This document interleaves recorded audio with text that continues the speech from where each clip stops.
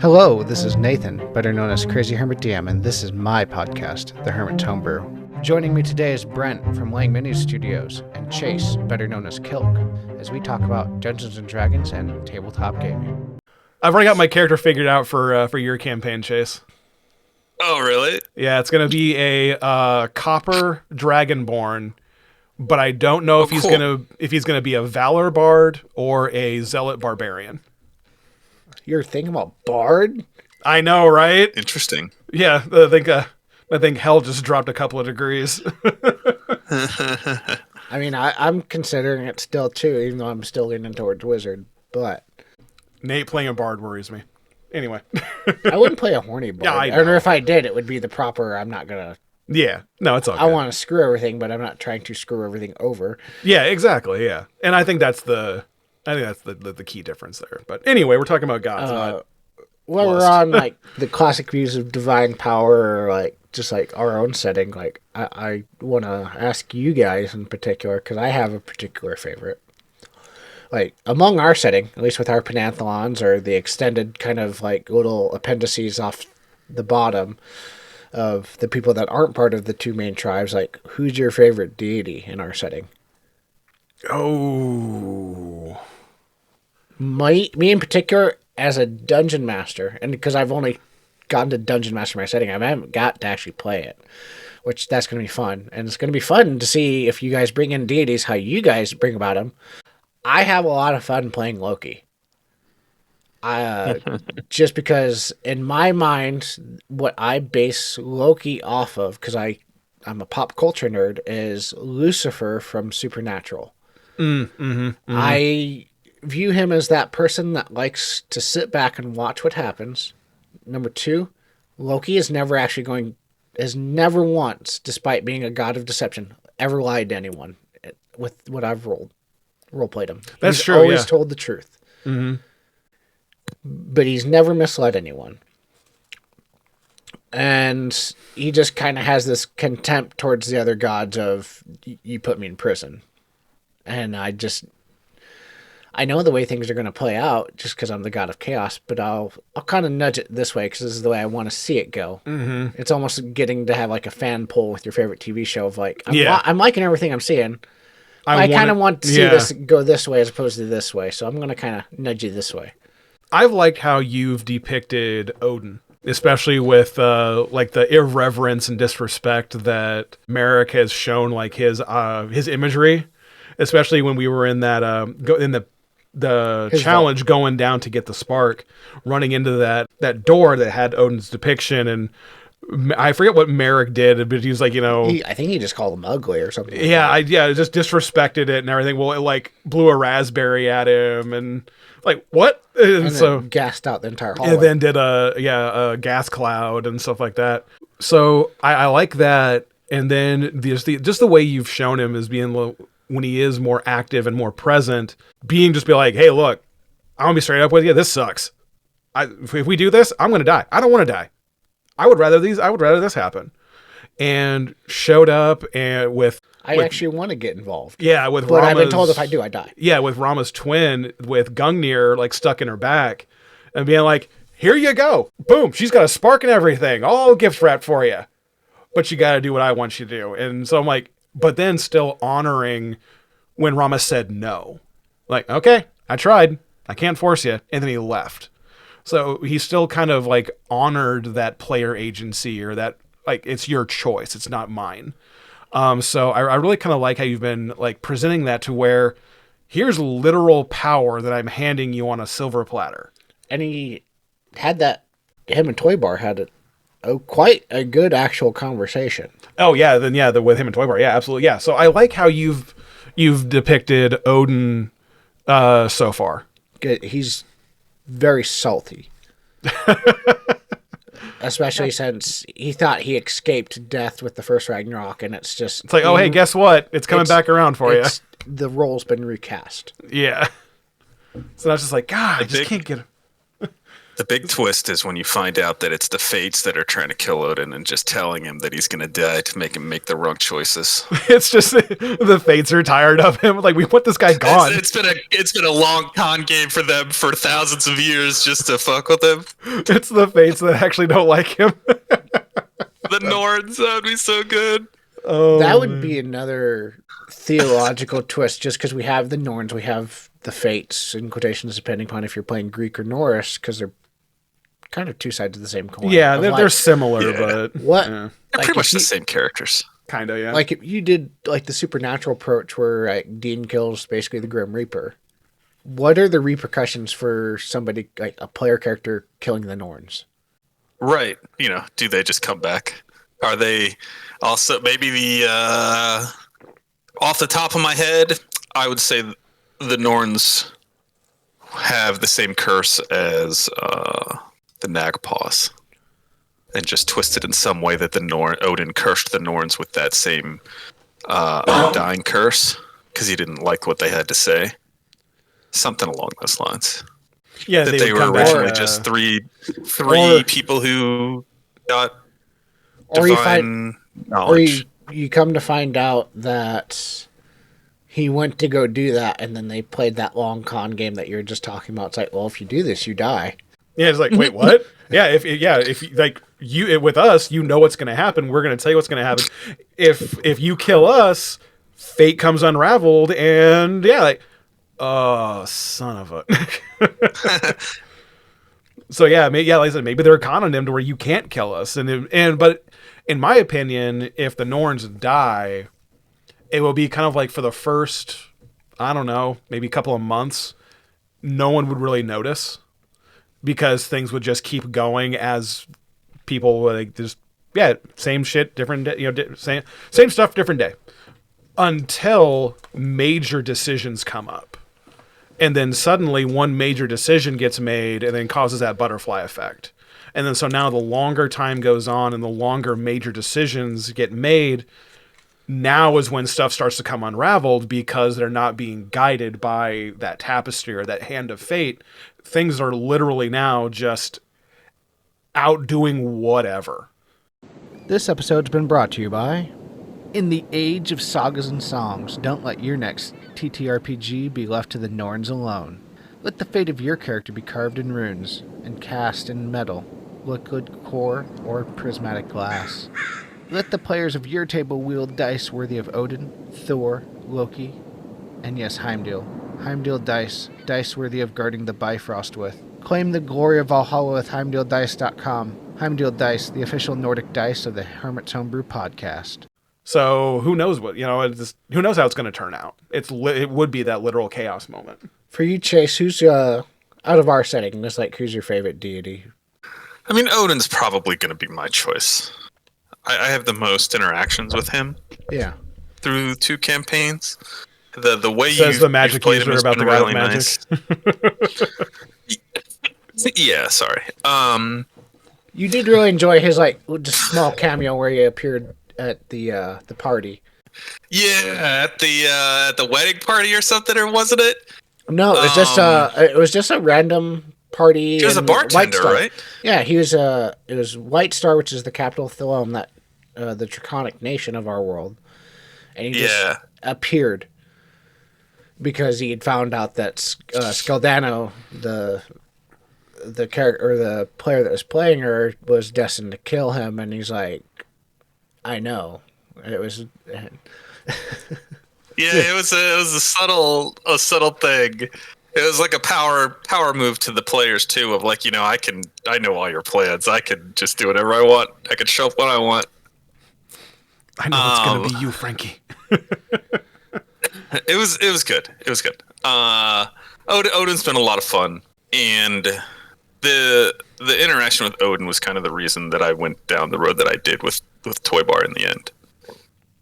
Oh, okay. Because I'd already started to have interactions with him when Merrick was being disrespectful, right? I rolled a nat 20 on performance to go look like him and all kinds of stuff. Like, it was to go pose as Odin compared to the statue that got knocked out. Like, it was so funny. So It's been a lot of fun, for sure. It's been a lot of Oh fun. yeah. And that's why he treated you like so respectfully in that dialogue of just like, listen, we're cool.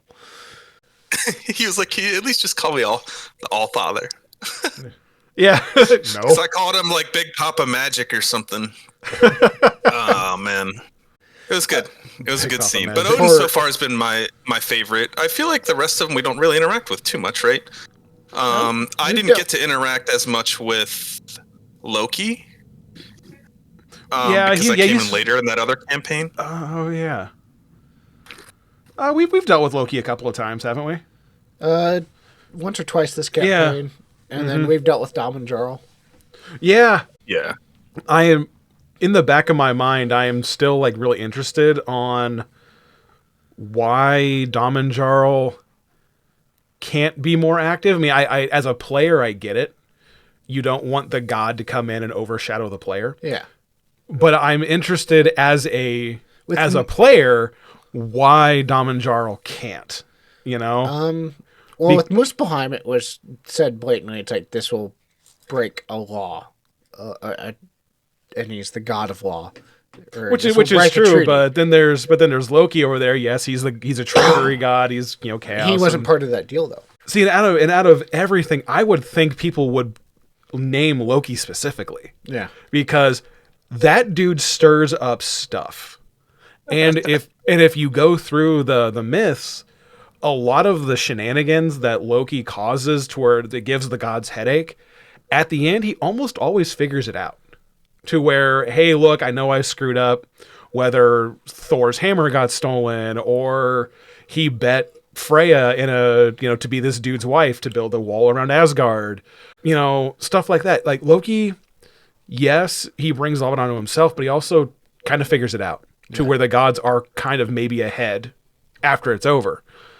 So keeping the god of law and justice, this dude's gonna follow his word. This dude's gonna do what he says, and he's gonna do what people expect because, whatever. Loki's the wild card, and you're okay with him coming and going as he pleases? Interesting. All right. At least in Or my does outlook he just is- not care? At least in Muspelheim. Yeah, at least in Muspelheim. My outlook from a player's perspective on why the gods aren't more invested in killing the overseer, and I don't have any idea why it is, right? Like, to me, I'd be like, wouldn't all the gods just show up and smash this dude? Be like, look, we're done with this. Like, you're not taking over whole realms. It's mostly, hey, they've seen how strong the party is. They're willing to send the party. If that fails, plan B is full frontal with the Pantheon. If our strike team or strike force doesn't work, then the Pantheon's going to have to step up. They won't have a choice. And So- I think... Why play your trump card when you can get it done with a little bit less? Yeah, true. Yeah. I would, at the same time, Odin did say that. It was like, I can't get involved because I die. If I don't get involved and this guy takes over, I die.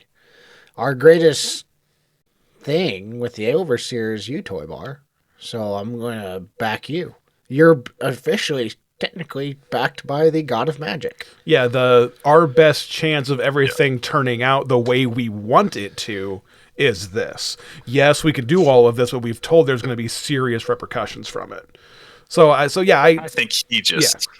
I think Odin's just like, and if this realm dies, you're Vaffy. I could just show you with your Vaffy powers how you could just make another one for me. We just make a new one. Who cares? And then I can make another Muspelheim. And that's another thing about Or Odin. Is Svartalheim. he's almost a true, like, lawfully or true neutral god. He's going to put himself first, as he has done multiple times. Mm-hmm. Yeah. My outlook is that now that Odin has found another Vaffy that has come to power since who knows when the last one happened, maybe now he has someone who, hey, if all goes to hell, I'll just delete Svartalheim and have this guy make another one. Yeah, I mean, he wouldn't be the first god to have that contingency of an escape boat. Loki did it the first campaign. Yeah. And it got mentioned it got mentioned in the Kilt campaign of, oh yeah, I went to this, and I purposely, it was in quotations Earth. Yeah, I went to this other place. It sucked. There was no magic. There was no nothing. The real world. Everybody was boring. Yeah. And it's like the episode when The Simpsons went to the real world. Oh, jeez. Homer was running around as like a big dude in a suit. Yeah. Maybe Odin's working on getting Toy Bar to be so good and powerful at being Odin that if Odin were to die, instead it'd be Toy Bar that dies. And then Odin himself gets to live. Is he going to try to split a splinter of himself off in me? Is he going to try to... if he's going to try to Voldemort you... Assert her? Yeah, he's going to assert himself into you so that if his body dies, then you get Manchurian candidate into activating, and then you give your body over to Odin, and then now Odin's alive again. What's better than a Odin? A Vathy Odin. He's just going to take over my body like one for all. Oh, I mean, you're talking... Or all for one. You're talking all for one, about the god of chaos or just chaos themselves. There's so much fun things you could come up with story-wise to do some cool things. Because but that's Odin, the cool thing about gods, right? Yeah, Odin sees in you a magic he can't do, so he would want to get it. I wouldn't. Toy Bar shouldn't trust Odin. Toy Bar will be fine. Toy Bar already has a plan. At least for now. At least for now, he can trust him because that's his best. Like Toy Bar is his best chance for survival. Oh, there's gonna be so many knives popping out when the Overseer goes down. But for anyone that is listening, do you have like a favorite type of god? Do you have, out of any setting, like Forgotten Realms, Eberron, do you have a favorite classic god? Leave a comment down below. I definitely would love to. We'd all actually love to hear like your answers. Just fan of the orc gods. Oh yeah. Do you have a favorite Warhammer god? For D&D, for me, it's Elistri, and no, it's not for the naked drow priestesses. Grumsh. Yeah, give me Grumsh. I would like to explore deities that just don't seem to care or actively work against their followers at some points.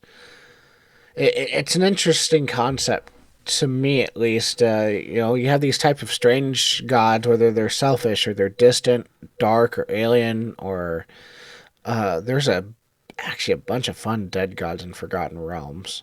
Izus, the chained one, or the dead Izus, one? Or... there's literally a dead death god. Isn't there a couple even in like Warhammer? There's the concept of a god in Warhammer is so weird. Like the Eldar, it's good though. Yeah, it's based off belief.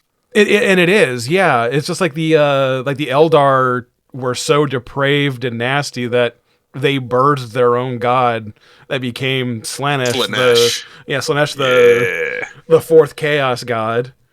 And then there's the Emperor, who, even though he says, "Don't make me a god," guess what? He's a god now. He's god. Yeah. So. Yeah, and all the chaos gods are emotions. Yeah, and it's really cool that they are loosely based off emotions, right? Yeah, and they're all based off of or they can be based in good emotions, like creativity or courage and stuff like that. It's just when you take them too far, then you get, corn and you get, stuff like that. So I mean, there's only one way. There's only blood for the blood god. Skulls for the skull throne. There's no getting over.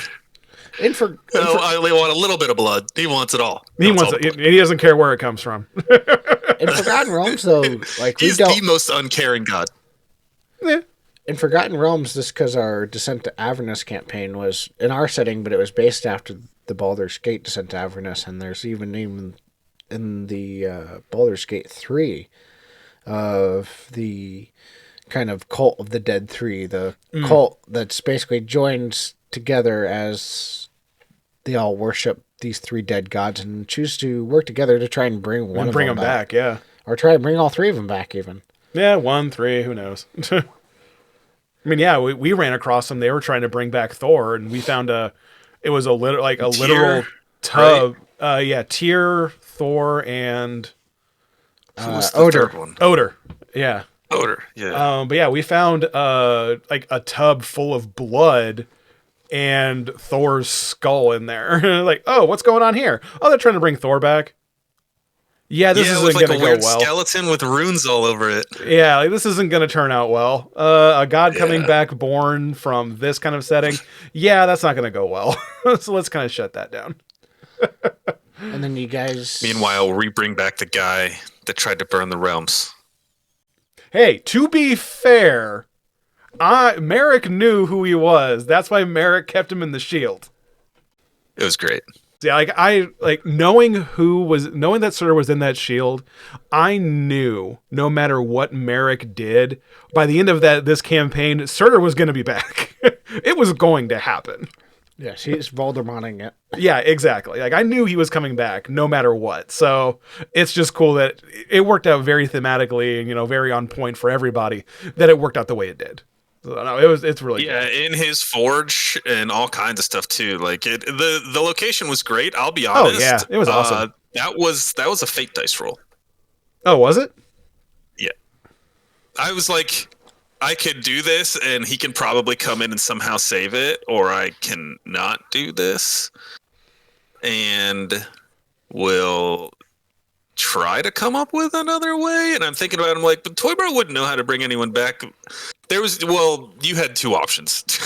It was either I was bringing dude out of the shield, or I was using a wish. Oh, monkey paw wish. Yeah. Oof. And that's what I fate rolled. So okay. I would ask though, what you, from a role playing perspective, what you guys think. What would it be like to be a follower of an absent or an indifferent god? Like, for example, like a Cthulhu, or in Conan there's Crom, or the Elric Lords of Chaos. I guess the question would be, is there any negative effect to not actively worshiping a god who is... Well, if you're a cleric, yeah, probably. Well, because they provide you your power, right? Yeah. But if they're not uncaring and not paying any attention to you anyway, Yeah. is there a negative? Like for a cleric, I would say yes. But, for peasant number 5 who might believe in this god, that's what makes it hard to roleplay as, right? Because you have to get something out of it. Exactly. It's a symbiotic relationship for sure. I guess it would depend upon the story. And if you're all of a sudden, despite your god trying to kill you, or maybe possibly even working against you, like we were mentioning. Like I mentioned, if they're working against you, like, it's just hard to say. Because I don't see what's, at least in a D&D sense, because you can feel your god, obviously, if you're a cleric. That's the way it's been described throughout multiple stories of, like, you feel your god. You know they're alive and they're there. They just don't answer you. Or would you go from... Is that how a warlock feels most of the time? Oh, Merrick knows Surtur's there. Right. But you get told to do something and then, like, they just don't respond to you for a while. To They be got fair, better shit to do. Warlock or Merrick does not reach out to Surtur very often. So Only twice. I'm speaking of warlocks in general, right? Warlocks in general, it always feels like their patron is pretty absent, minus what the deal was. yeah. And that is something I'm going to address in my campaign with a new player, Josh, coming in being a warlock. His patron is going to be vocal, to where it's not going to be pleasant, to where I'm going to ask for him to roll a Constitution save, and if he fails, he's going to fall to his knees and he's going to have to hold it back, or he's going to scream, because it's it's going to be like a headache, like a migraine is going to be there. Right. And his patron is going to talk in his head. And then it's like, okay, cool. Agree to this. or I'm going to stay here you know? And so it's like, okay, fine, I'll do it. And then he leaves and then he stops getting hurt. However, if he succeeds the Constitution save, it's like, yeah, you have a headache now and you know your patron's talking to you. To where if it is like out of nowhere, it's like it could drop him, you know, type thing. Because his patron is not a nice person. So yeah, I do agree. Yeah, like warlocks, like their patrons, it also, again, it's like, how much energy do you want to devote into that, into it in a D&D setting? To where you've got all these other like wheels moving. Now you've got another person to worry about. Sometimes warlock patrons being distant is cool by design, because then the warlock doesn't have to worry about, like, I have my powers and I get to run around and do all this cool stuff and cast Eldritch Blast. Wizards can do Fireball and not have to worry about their patron. So that's the only thing I do not like about Baldur's Gate 3 is, like, if you are a warlock, you do not get any direct. Yeah. Your patron is not an actual, like, scripted or animated, like, thing. No, which I think is surprising to me. Yeah, they could have made, like, they could have just different options for different patrons and just had them talk to you at different major plot points. Yeah, exactly. That would have been cool. Yeah, I was a Drow warlock of the Great Old One, and I was like, I want to see the Great Old One. I want to see fucking Cthulhu talking to me. Or whatever the one thing is from Skyrim with all the eyes that talks. Hades Mora? Yes, I think. So it's something like that. Yeah, it's been a while. But yeah, even if it's just like you see your reflection in a pool, and all of a sudden, like, it's your reflection, like, grows grotesque and talks in like a weird voice, like, oh, this is my patron. Hey, yep. Hey, how's it going, boss? Wow, could you stop doing that? It's really freaking me out. But I feel like warlocks end up in that situation where they're against their patron a lot, right? They're against the thing that's giving them power, and there has to be some instances where, you know, they became a warlock for good reasons, right? Similar to some kind of clerical prayer or divine pact or something. Mm-hmm. And that is a good role-playing thing, that if it's an option for a lot of DMs and players out there, is if you want to be a warlock, talk to your DM and be like, hey, maybe hash out what your deal was. Were you trying to save your terminally sick mother? Yeah, exactly. I'll sell my soul this. I absolutely love, I forget what it is, but I see it all the time online, to where it's a D&D party to where a guy is making a deal with an archfey to save the soul of his sister. And the archfey agrees and says, "Oh, okay, I'll restore your sister, and it'll be like the disease never happened, and she'll be great, and and he goes, oh, thank you so much, like, thank you so much for oh, yes, I only hope that the price wasn't too much for you." And he looks at her and goes, okay. It's like, well, you did make a deal for your firstborn child, right? Yeah. So when do we start? I'm sorry, what? I made a deal with you for my firstborn child. Yeah. When do we start? Oh. And so it's just like, yeah, I don't have any kids. So if you want a kid, let's make one. And it's like, oh, he now has to have sex with his archfey patron to have a child. Huh, interesting. So yeah, it's demons also can do that too. Devils do that a lot too, right? They will make the deal just for your soul. Yeah. You can go do whatever you want. I'll take just your soul. Thank you, Warlock. Yeah, I don't care what you do. And then they're irrelevant to you, right? They're uncaring about your power. They don't care what you do, because when you die, they're claiming your soul. Yeah, when you die, they one of get those what they uncaring patrons at that point, right? Or ones that actually work against you because they want you to die. I do like in Supernatural where you got the 10-year, basically 10 years from now. 10 years from now, you're just gonna yeah. Then the hellhounds come. You better make those 10 years count. Some of them do, some of them don't in that series. Yeah, well, and that's the cool thing about Supernatural, is that I do think that a lot of situations that they get put in, if this stuff was real, is exactly how it would go down. Yeah. So I got to hand it to the writers. They did a really good job,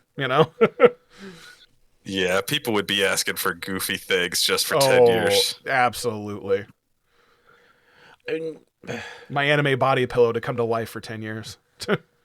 Oh God, it would. That's what happened. It'd just be the biggest degenerates. I know, right? Now you get to go to bed thinking about that. Hey, tabletop gamers. Thank you for watching this episode of the Hermit's Homebrew. We come out with new episodes every Wednesday. Remember to like, subscribe, and share with your friends as we continue to level up and grow.